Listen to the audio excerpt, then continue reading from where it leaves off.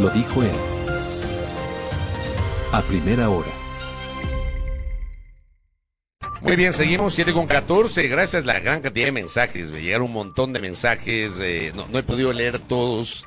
Me quedó corto el tiempo para el comentario. Obviamente hay una agenda de entrevistas que tenemos que cumplir, pero gracias por esos mensajes que sirven mucho para retroalimentarme dentro de las opiniones que generamos aquí en nuestro espacio. Más adelante estará con nosotros la consultora política Grace Jiménez y luego Rafael Ollarte, el constitucionalista. Antes, el día de hoy hay expectativa porque a las 14 horas sesiona el Pleno de la Asamblea Nacional para el segundo y definitivo debate del proyecto de ley de urgencia en materia económica sobre áreas protegidas. De lo que se ha conocido, el informe para segundo debate es sustancialmente distinto al del primer debate. De hecho, anteayer que conversaba con Verónica Íñiguez, asambleísta de Revolución Ciudadana y que ha sido muy activa sobre este tema, ella decía que se habían recogido las observaciones. Entonces sería importante saber cuál es su opinión, por ejemplo, de Pachacutic, tomando en cuenta que la CONAIE, a través de su presidente Leonidas Issa, ha tenido una postura crítica respecto de esta iniciativa, y por ello quiero agradecer a la asambleísta Mariana Yumbay, que está con nosotros visitando nuestra mesa de trabajo. Ella es legisladora por la provincia de Bolívar en representación de la lista 18, el movimiento Pachacutic. ¿Cómo le va, legisladora? Bienvenida, qué gusto, buen día. Muy buenos días, estimado Fabricio, y buenos días con todos y todas. Efectivamente, hoy en la tarde hemos sido convocados para el tratamiento en segundo debate de este proyecto de ley que ya cambió de nombre, ahora se llama Ley de Fortalecimiento de las Áreas Protegidas. Y de fortalecimiento yo no encuentro adentro de este contenido de esta normativa. Yo creo que hay que decirle con toda la sinceridad del caso al pueblo ecuatoriano que hay el objetivo fundamental de esta iniciativa es la sostenibilidad financiera. No se está pensando como prioridad la sostenibilidad ambiental. Por otro lado, todavía sigue presente este elemento que nosotros habíamos anunciado, la privatización de las áreas protegidas. En el artículo 4, en el párrafo 3, está dejándose abierto. Si bien es cierto, dice que el modelo de gestión y de administración se realizará por el Estado de acuerdo a la Constitución y las leyes, pero dice también se implementarán mecanismos contractuales con los gestores privados, dice. ¿Eso qué significa? Que se va a firmar contratos y otros mecanismos para entregar el manejo, la administración, la gestión de las áreas protegidas. Entonces, la privatización está presente de manera camuflada. Eso es lo que está. Y ¿Eso se ratifica en el informe para el segundo debate? Por supuesto, eso está en el artículo 4. Entonces no podemos engañar a la ciudadanía. Entonces, por eso yo digo, está la privatización de manera totalmente camuflada. Y claro, como en la Asamblea no todos se dedican a revisar los proyectos y por eso precisamente han salido leyes totalmente inconstitucionales que se violentan los derechos de las mujeres, que se violentan los derechos de los jubilados, de los servidores públicos, entre otros. Entonces, así probablemente nuevamente va a pasar también esta ley. ¿Qué más? Yo decía hace rato, no se prioriza la sostenibilidad. Cuando se trata de áreas protegidas, lo mínimo que exige del Estado, de sus gobernantes, es que efectivamente se proteja la naturaleza, que se protejan los ecosistemas, que se proteja todas las especies existentes al interior de las áreas protegidas, porque precisamente son protegidas porque ahí esas áreas son totalmente sensibles, ¿no es cierto? Pero en el artículo 7 se deja abierto una gran puerta. ¿Por qué? Porque se dice, va a llevarse adelante el turismo, con guianza, entre otros, pero también ahí se establece que se llevará adelante proyectos de construcción de infraestructura. Pregunto, la infraestructura, los edificios, los hoteles, las vías y todo lo que se requiere para el funcionamiento de esta infraestructura, ¿se va a hacer en el aire o tendrán que talar los bosques, acabar con las especies que están adentro? Entonces, eso se está planteando en el artículo 7. ¿Qué más? También se plantea la investigación científica. Es bueno la investigación, pero eso de entregar esta investigación científica, uniéndole con la entrega a los sectores privados, significa que no se está precautelando ni protegiendo los recursos biogenéticos y que es un patrimonio de todos los ecuatorianos. Y así sucesivamente yo podría ir describiendo. Se violenta en ese marco el principio de no regresividad, que dice en los primeros artículos de la Constitución de la República, los derechos tienen que desarrollarse progresivamente, no regresiva. Y no solo en este proyecto de ley, sino en los anteriores también se ha violentado este principio. ¿Qué más? Se violenta el principio de la unidad de la materia. ¿Qué tiene que ver la protección, entre comillas, o el fortalecimiento de las áreas protegidas con el perdón a los deudores de CFN? ¿Qué tiene que ver la reforma del Código Aeronáutico en este tema? Y se le incluyó la modificación también de la Ley de Integridad Pública. Así es.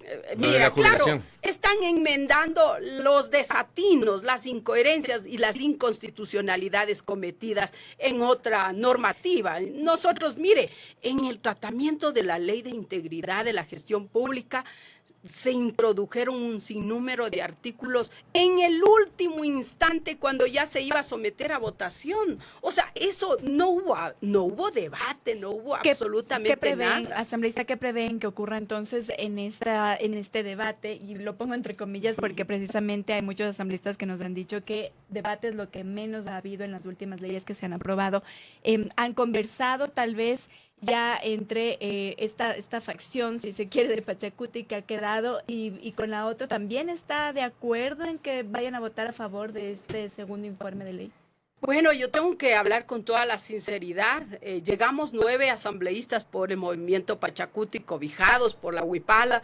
Sin embargo, los 9 ya no llegamos todos. 6 se alinearon con el oficialismo y 3... sea, por acá están usted, Dina Farinango y Alex Toapanta. Alex Toapanta. Dina en algunos casos he visto que vota con el gobierno también, en ese sentido. Pero creo que habría que ver, porque me imagino que, digamos, debe haber casos y casos, ¿no? ¿O no? Mire, hasta la presente, yo sí también he apoyado algunas leyes, pero eso no le quita su voz crítica, ¿no? Me imagino que pasa lo mismo con Dina Farinango. Esperemos, hay leyes que realmente que afectan todos estos derechos. Yo siempre digo, la naturaleza está reconocida como sujeta de derechos y lo mínimo que se requiere es que los legisladores realmente actuemos en el marco del respeto de estos derechos consagrados en la misma Constitución de la República. Es decir, los otros 6, los que han votado hasta ahora mismo con el oficialismo, cree que incluso en esta ley que es tan de naturaleza, que incluso tiene, digamos, muchos fundamentos de los que se supone tendría Pachacuti, cree que también voten con el oficialismo, es decir, a favor de cómo está escrita. No sé, la esperanza es lo último que se pierde, dice. Esperemos que ojalá recapaciten y actúen de manera coherente, aunque lamentablemente debo decir que han apoyado leyes totalmente desastrosas, como la ley de solidaridad nacional, la ley de inteligencia, la ley de gestión pública. También han apoyado el Código de la Democracia, que termina afectando a los partidos y movimientos pequeños. En ese sentido, realmente hay que esperar a ver qué es lo que sucede y cómo actúan. Lo otro que debo decir, que en este proyecto de ley se termina violentando así flagrantemente uno de los derechos, como es la consulta prelegislativa. La Constitución de la República... Perdón, ¿prelegislativa o la consulta previa libre informada? Consulta prelegislativa. Prelegislativa, porque son cosas diferentes. Así es. Tenemos la consulta ambiental, consulta prelegislativa y consulta previa libre informada. Habla de la prelegislativa. Así es. ¿Por qué lo dice?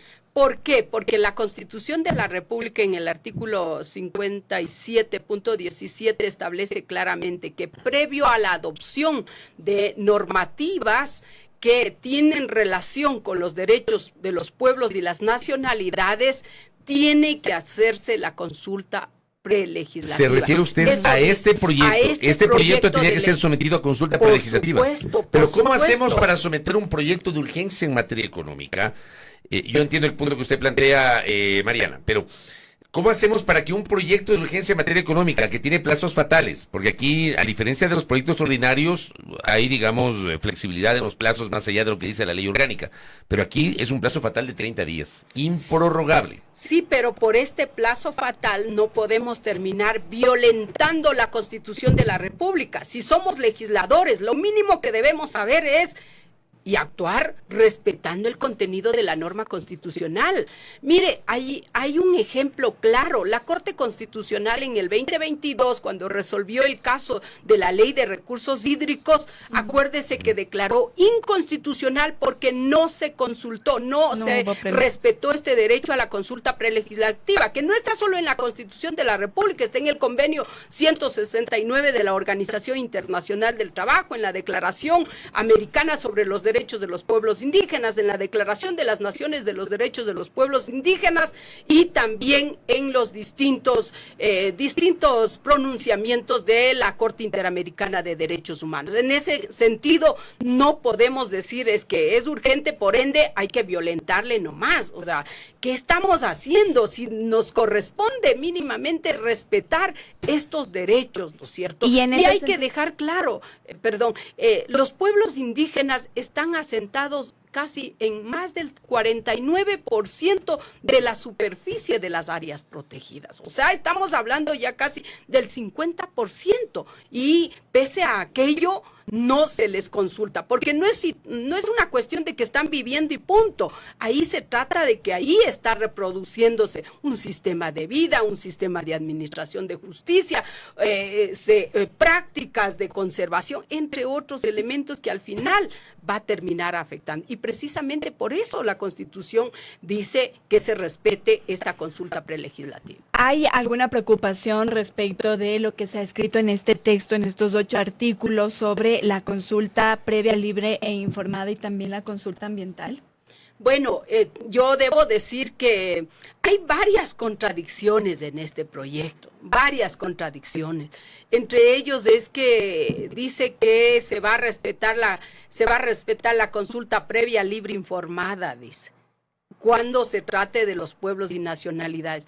¿Cómo es que se va a respetar cuando la Constitución, en el artículo 57, habla de que la consulta previa, libre e informada se aplicará para proyectos extractivos de recursos naturales no renovables? ¿Cómo es que dice? ¿Por qué tienen que hacer constar aquello si se supone que no van a llevar adelante proyectos extractivos? ¿Por qué? No es para proyectos, no es también para proyectos, por ejemplo, de turismo, alojamiento, etcétera. No se habla, el artículo 57 habla de consulta previa, libre e informada para proyectos, programas extractivos o de explotación, prospección de recursos naturales no renovables. Eso dice la Constitución. Entonces, ¿cómo es que ponen en esta normativa diciendo, sí, cuando se trate de pueblos indígenas sí les vamos a respetar? No era necesario. Si es que no hay esa intencionalidad de llevar adelante proyectos extractivos en áreas protegidas, no necesitaban establecer aquí. ¿Cómo han visto ustedes también la intervención de Policía Nacional y Fuerzas Armadas en el Sistema Nacional de Áreas Protegidas? Mire, es otra violación a la Constitución. El artículo 158 habla claramente en qué casos tiene que intervenir. Esta disposición posibilita, yo diría, una actuación ilegal, el abuso de poder. Y claro, bajo el concepto de que aquí están grupos armados u organizados, van a hacer lo que consideren pertinente, ¿no es cierto?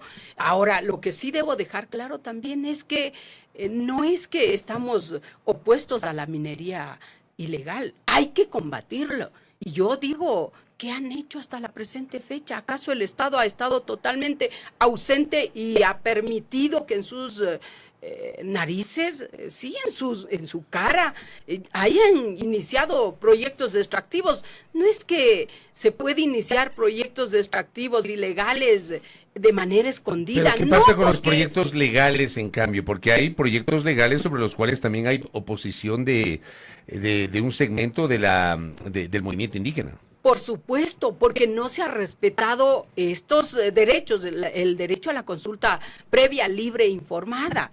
hasta la presente fecha yo no he visto, y eso que hemos dado seguimiento a todos los casos, no hay un proyecto extractivo, minero o petrolero donde se haya implementado una verdadera consulta previa, libre, informada. No se ha hecho, no hay un caso.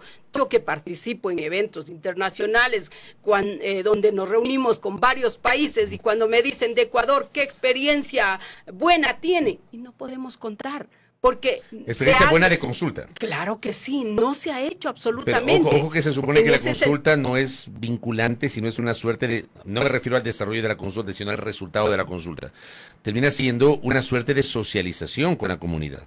Eso es lo que han hecho. Conceptualmente. Eso es lo que han hecho definitivamente, pero aquí hay que leerlo. ¿Y eso es incorrecto o no? Incorrecto, ¿Por qué? totalmente. ¿Por qué, Mariana? Porque hay que leerlo de manera integral. No es cuestión de agarrarle la Constitución por un lado, los instrumentos internacionales por otro lado. Si hablamos del bloque de constitucionalidad que nace de la misma norma constitucional, hay que leerle la Constitución y los instrumentos, en este caso el Convenio 169, la Declaración de las Naciones Unidas sobre los Derechos de los Pueblos Indígenas, y ahí habla consulta previa, libre, informada y consentimiento.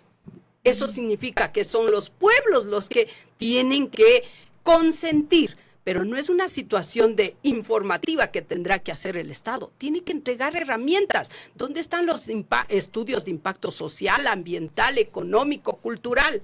Hasta la presente fecha no se ha hecho ese proceso. Por eso yo digo, lamentablemente, esta consulta previa, libre, informada, que es un derecho por el cual hemos luchado, ha sufrido transformaciones y lo han convertido algunos en una cuestión formal, en un requisito más, en un evento de información, y luego les hace firmar a los participantes, y esa es la consulta previa, libre, informada. En ese sentido, lamentablemente, como digo, se violentan un sinnúmero de disposiciones constitucionales en esta iniciativa. Y yo quiero reiterar incluso en esta, o ahondar más bien en esta conversación sobre el tema de las 3 consultas, porque estoy revisando lo que dice el convenio 169, que aparte es un instrumento vinculante, ¿no?, que nosotros tenemos, y en efecto, como usted lo dice, él dice que se reconocen derechos de los pueblos indígenas y tribales a sus tierras, pero sobre todo se establece el derecho a la consulta, pero la participación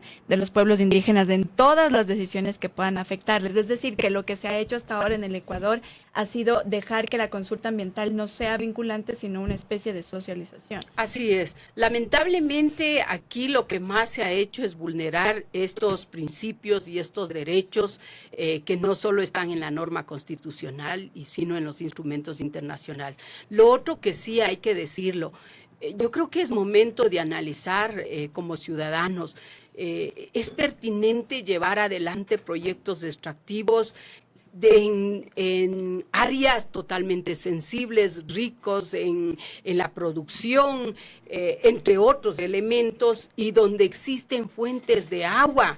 Yo pregunto si a futuro vamos a poder tomar oro u otro metal. ¿Acaso no tendríamos que pensar en proteger estas aguas dulces? Porque desafortunadamente todas las concesiones que se han hecho para llevar adelante los proyectos extractivos mineros están en tierras y territorios donde están los pueblos y las nacionalidades. Pero no solo porque ellos están viviendo, sino porque ahí están las fuentes de agua. Ahora mismo, en mi provincia Bolívar, y de paso me quiero solidarizar también con la población de allá del cantón Las Naves, que están resistiendo a un proyecto extractivo que está llevando adelante Curimaini, que ahí no se hizo una consulta seria, responsable, en el marco de lo que dispone la norma constitucional, y resulta que a partir de este proyecto extractivo se va a terminar afectando toda una montaña que era totalmente rica y que desde ahí baja las fuentes de agua. Y abajo, y creo que estas aguas llegan hasta los ríos. Imagínese cómo va a terminar afectando. Usted y todos sabemos cómo los proyectos extractivos han terminado acabando con la vida humana y de todas las especies. ¿La oposición, Mariana, que usted señala es a la minería en su conjunto o solo a este tipo de minería que usted señala se da en algunas zonas donde podría haber afectación, por ejemplo, en las fuentes de agua u otro tipo de recursos naturales? Mire, yo creo que ya vamos casi cerca de los 50 años de explotación de los recursos naturales no renovables. O sea, la minería es una realidad. Sí, es pero una realidad planetaria, ¿no? Del yo Ecuador. pregunto, ¿hasta dónde estos proyectos o el desarrollo de esta explotación de los recursos naturales ha permitido resolver los grandes problemas que tenemos la mayoría del pueblo ecuatoriano? La Amazonía. Hay pueblos que no tienen ni siquiera sistema de agua potable, no tienen una educación de calidad porque ni siquiera tienen centros educativos ni infraestructura de calidad. Entonces, no tienen ni acceso a la salud. Mire, en Morona, Santiago, de ahí están sacando recursos naturales no renovables. Y resulta que hace no mucho tiempo, 9 niños perdieron su vida porque no tuvieron acceso al derecho a la salud. Claro, lo de Esas Caixa, son las realidades. Pero en contrapartida, se le puede mencionar, por ejemplo, el impacto económico en Zamora Chinchipe, que es una de las provincias que más ha crecido desde el punto de vista de la economía y de la tributación, con los 2 proyectos mineros de minería a gran escala, el proyecto Fruta del Norte y el proyecto Mirador, en Zamora Chinchipe. Pero hay que ver las consecuencias también. O sea, hay que ver las consecuencias. Mire, los ríos que están totalmente desbordados, afectando toda la vida de la población, ¿acaso no es la consecuencia precisamente de todas esas actividades extractivas? Yo creo que hay que ponderar hasta dónde un proyecto realmente contribuye a resolver los grandes problemas del país. Correcto. Solamente para cerrar. Ustedes 3 al menos, o al menos ustedes 2, me refiero a Alex Tuapante y Mariana Yumbay, habría que ver qué pasa con Dina Farinango. No van a respaldar hoy el proyecto, solamente... No, definitivamente los 2 seguros, no. Alex Tuapante y usted. Aspiro que la compañera Dina también, pero Correcto. No porque por todas estas inconstitucionalidades y que hemos evidenciado, y no creo, miren, además de ser quizás una ciudadana que hemos venido luchando a lo largo de la vida, también tenemos facultades pues para analizar el contenido de este proyecto, y en este contenido no se busca la protección de la biodiversidad y la naturaleza. Al contrario, lo que se está mirando es con fines totalmente comerciales. Y lo más fundamental, están pretendiendo entregar a manos privadas. ¿Por qué el Estado no puede desarrollar todas las iniciativas? ¿Por qué le interesa tanto entregar a las manos privadas? ¿A quién protege? ¿Para quiénes están los gobernantes? Se supone que está para fortalecer, desarrollar al Estado y proteger la naturaleza. Y ahora resulta que está más pensando en el sector privado. Y eso no puede ser. Correcto. Mariana Yumbay, gracias por el tiempo. Gracias, muchísimas gracias a usted. Mariana Yumbay ha estado con nosotros, asambleísta por Pachacuti en representación de Bolívar. Primera plana. Todas las noticias, todas las voces.